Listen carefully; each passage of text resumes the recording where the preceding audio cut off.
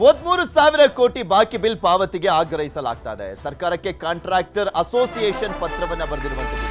DCM DKShi, Priyank Kharge, Mahadevappa, Dinesh Gundu Rao ಸೇರಿದಂತೆ ಪ್ರಮುಖ ಸಚಿವರಿಗೆ ಪತ್ರವನ್ನ ಬರೆಯಲಾಗಿದೆ. ಕಾಂಟ್ರಾಕ್ಟರ್ ಅಸೋಸಿಯೇಷನ್ ಇಂದ ಪತ್ರವನ್ನ ಬರೆಯಲಾಗಿರುವಂಥದ್ದು. ಬಿಡುಗಡೆ ಮಾಡಿ ಹಣವನ್ನ ಕಾಮಗಾರಿದು ಅಂತ ಆಗ್ರಹಿಸಿದ್ದಾರೆ. ಜನವರಿ 9ರಂದೇ ಸಚಿವರಿಗೆ ಕಾಂಟ್ರಾಕ್ಟರ್ಗಳಿಂದ ಪತ್ರವನ್ನು ಬರೆಯಲಾಗಿದೆ. 7 ದಿನಗಳ ಒಳಗಾಗಿ ಸಭೆಯನ್ನು ಕರೆದು ಡಿಸೈಡ್ ಮಾಡುವಂತೆ ಆಗ್ರಹಿಸಲಾಗಿರುವಂಥದ್ದು. ಸೊ ಇದಕ್ಕೆ ಯಾವ ರೀತಿಯಾಗಿ ಪ್ರತಿಕ್ರಿಯೆ ಬರುತ್ತೆ ಕಾದ್ ನೋಡಬೇಕು. ಬಿಕಾಸ್ 32,000 ಕೋಟಿ ರಿಲೀಸ್ ಆಗಬೇಕಾಗಿದೆ ಕಾಂಟ್ರಾಕ್ಟರ್ಗಳಿಗೆ. ಸೊ ಕಾಂಟ್ರಾಕ್ಟರ್ಗಳು ಆಗ್ರಹಿಸಿದ್ದಾರೆ. 7 ಸಚಿವರಿಗೆ ಪತ್ರವನ್ನು ಬರೆದಿರುವಂಥದ್ದು. 9ನೇ ತಾರೀಕಿಗೆ ಪತ್ರವನ್ನು ಬರೆದಿದ್ದಾರೆ. ಆಲ್ರೆಡಿ 4 ದಿನ ಆಗ್ತಾ ಬಂತು, ಇನ್ನೊಂದು 3 ದಿನ ಇದೆ. ಕಾಂಟ್ರಾಕ್ಟರ್ ಹಣ ಬಿಡುಗಡೆಗೆ ಸಚಿವರಿಗೆ ಪತ್ರ ವಿಚಾರ. ಬಿಡುಗಡೆ ಮಾಡಲಿಕ್ಕೆ ಸರ್ಕಾರದ ಬಳಿ ಹಣವೇ ಇಲ್ಲ.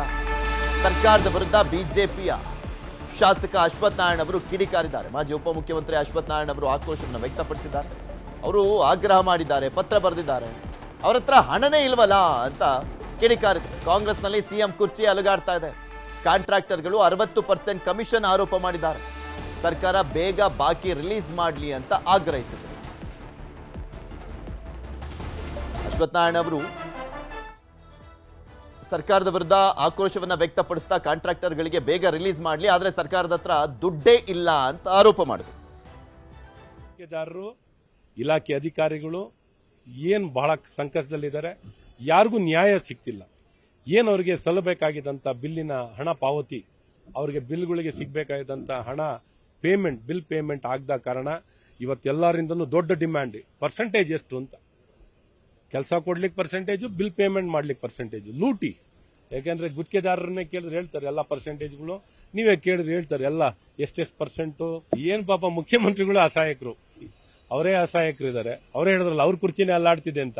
ನಾನೇ ಮುಖ್ಯಮಂತ್ರಿ ಹೇಳಂತ ಮುಖ್ಯಮಂತ್ರಿ ಆಧಾರ ನೋಡಿದೀರಾ? ಅಧಿಕಾರ ದುರ್ಬಳಕೆಯನ್ನು ಸಂಪೂರ್ಣ ಮಾಡಿಕೊಂಡು ದುಡ್ಡು ವಸೂಲಿ, ATM ಸರ್ಕಾರ ಬಹಿರಂಗವಾಗಿ ಹಣ ಲೂಟಿ ಹೊಡೆದು ಅಸಹಾಯಕರಾಗಿರುವಂತ ಮುಖ್ಯಮಂತ್ರಿ, ಅಸಹಾಯಕರಾಗಿರುವಂತ ಸರ್ಕಾರ.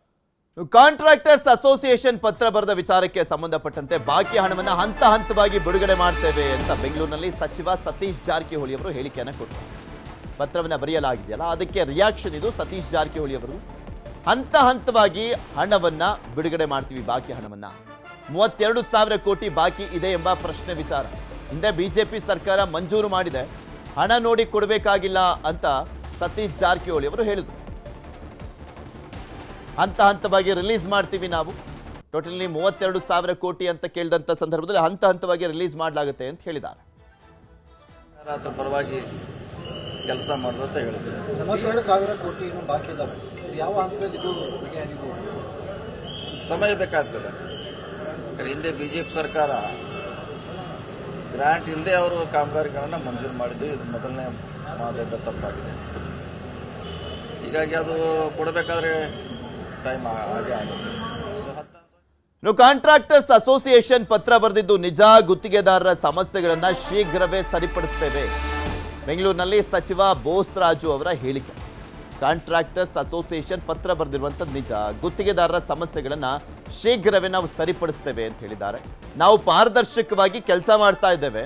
ಹಿಂದಿನ ಬಿಲ್ಗಳನ್ನ ಕ್ಲಿಯರ್ ಮಾಡಿದ್ದೇವೆ. ನಮ್ಮ ಇಲಾಖೆಯಲ್ಲಿ ಸಮಸ್ಯೆ ಇಲ್ಲ ಅಂತ ಹೇಳಿದ್ರು ಬೋಸ್ರಾಜು ಅವರು.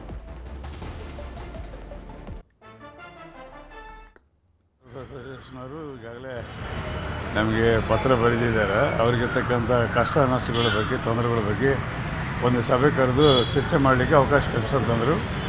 ನಮ್ಮ ಸಮಯ ನೋಡಿ ಅವ್ರಿಗೆ ಅವಕಾಶ ಕೊಡ್ತೀವಿ. ಅವ್ರಿಗೆ ಪ್ರತಿನಿತ್ಯ ನಮ್ಮ ಹತ್ರ ಕಾಂಟ್ರಾಕ್ಟ್ಗಳು ಬರ್ತಾನೆ ಇರ್ತವೆ. ನನ್ನ ಹತ್ರ ಬರೋದಿಲ್ಲ. ನನ್ನ ಸಿಸ್ಟಮ್ ಅಂದರೆ ನಮ್ಮ ಸೆಕ್ರೆಟರಿ ಹತ್ರಕ್ಕೆ ಬರ್ತಿರ್ತಾರೆ. ಹಾಗಾಗಿ ಏನಾದರೂ ಅವ್ರಿಗೆ ನಾವೆಲ್ಲ ಕಡೆ ವಾರದಲ್ಲಿ 2 ದಿವಸ ನಾನು ಥ್ರೂಔಟ್ ಸ್ಟೇಟ್ ವಿಸಿಟ್ ಮಾಡ್ತಾಯಿದ್ದೀನಿ. ಮೊದಲನೇ ಆಲ್ಮೋಸ್ಟ್ ಎಲ್ಲ ಇನ್ನೂ 3-4 ಡಿವಿಷನ್ ಬಿಟ್ಟರೆ ಎಲ್ಲ ಡಿವಿಷನ್ ವಿಸಿಟ್ ಮಾಡಿದ್ದೀನಿ. ಸೊ ಯಾವ ರೀತಿಯಾಗಿ ಮಾಡ್ತಾಯಿದ್ದಾರೆ, ಅವ್ರು ಕೊಟ್ಟಿರ್ತಕ್ಕಂಥ ಡ್ಯೂರೇಷನ್ ಏನು, ಮತ್ತು ಹಿಂದಿರ್ತಕ್ಕಂಥ ನಮ್ಮ ಸರ್ಕಾರ ಬರೋದಕ್ಕಿಂತ ಮೊದಲು 2023 ಮಾರ್ಚಿಗೆ ನಮ್ಮ ಹತ್ರ ಇರ್ತಕ್ಕಂಥ ಬಿಲ್ಸು, ನಮ್ಮ ಹತ್ರ ಇರ್ತಕ್ಕಂಥ ಕಾಮಗಾರಿಗಳು ಎಲ್ಲವನ್ನೂ ಸಹಿತ ಅವ್ರಿಗೆ ವಿವರಣೆ ಮಾಡ್ತೀವಿ. ನಮ್ಮ ಇಲಾಖೆಯಲ್ಲಿ ಯಾವುದೇ ಹೆಚ್ಚು ಕಡಿಮೆ ಆಗಿಲ್ಲ, ಎಲ್ಲ ಟ್ರಾನ್ಸ್ಪರೆನ್ಸಿನಿಂದ ನಾವು ಕೆಲಸ ಮಾಡ್ತಾಯಿದ್ದೀವಿ. ಮುಂದೆ ಸಹಿತ ಅವ್ರಿಗೆ ಏನು ಬೇಕಾದರೆ ಯಾವ ರೀತಿ ಬೇಕಾದರೂ ಸಾಕು. ಇದೆಲ್ಲದ್ರ ಬಗ್ಗೆನೂ ಕೂಡ ಮತ್ತಷ್ಟು ಮಾಹಿತಿಯನ್ನು ಕೊಡ್ತಾ ಹೋಗ್ತಾರೆ ನಮ್ಮ ಪ್ರತಿನಿಧಿ ಕಾರ್ತಿಕ್ ನಮ್ಮ ಜೊತೆ ನೇರ ಸಂಪರ್ಕದಲ್ಲಿ ಜಾಯ್ನ್ ಆಗಿದ್ದಾರೆ. ಕಾರ್ತಿಕ್, ಗುತ್ತಿಗೆದಾರರು ಪತ್ರವನ್ನ ಬರೆದಿದ್ರು ಸುಮಾರು 7ಕ್ಕೂ ಹೆಚ್ಚು ಜನ ಸಚಿವರಿಗೆ, ಅದಕ್ಕೆ ರೆಸ್ಪಾನ್ಸ್ ಕೊಡ್ತಾ ಇದ್ದಾರೆ ಸಚಿವರುಗಳು. ಯಾವಾಗ ರಿಲೀಸ್ ಮಾಡಲಾಗುತ್ತಂತೆ ಆ ಹಣವನ್ನ, ಯಾವ್ಯಾವ ಇಲಾಖೆಯಲ್ಲಿ ಎಷ್ಟೆಷ್ಟಿದೆ ಅಂತ ಅವ್ರುಗಳಿಗೂ ಕೂಡ ಗೊತ್ತಿದೆ.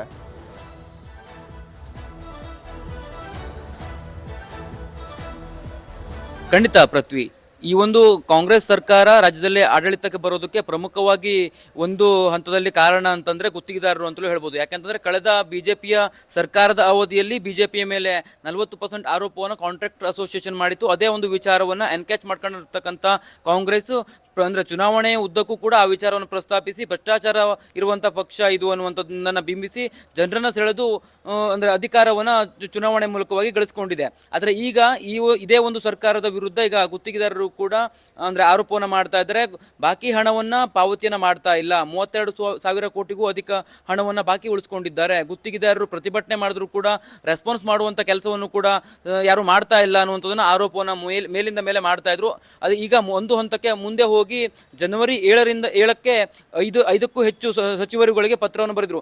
7 ಸಚಿವರಿಗೆ ಪತ್ರ ಬರೆದಿರುವಂತ ವಿಚಾರ ಈಗಾಗಲೇ ಬಹಿರಂಗ ಆಗಿದೆ. ಇನ್ನೂ ಹೆಚ್ಚು ಸಚಿವರುಗಳು ಕೂಡ ಇವರು ಪತ್ರವನ್ನು ಬರೆದು 1 ವಾರದ ಗಡುವನ್ನು ಕೂಡ ಕೊಟ್ಟು ಆ ಒಂದು ಅವಧಿಯ ಒಳಗಾಗಿ ನಮ್ಮೊಂದಿಗೆ ಮಾತುಕತೆಗೆ ಮಾಡಬೇಕು, ಇಲ್ಲ ಹಣವನ್ನು ಕೂಡ ಬಿಡುಗಡೆ ಮಾಡಬೇಕು ಅನ್ನುವಂತ ಒಂದು ಬೇಡಿಕೆಯನ್ನು ಆ ಪತ್ರದಲ್ಲಿ ಉಲ್ಲೇಖಿಸಿದ್ರು.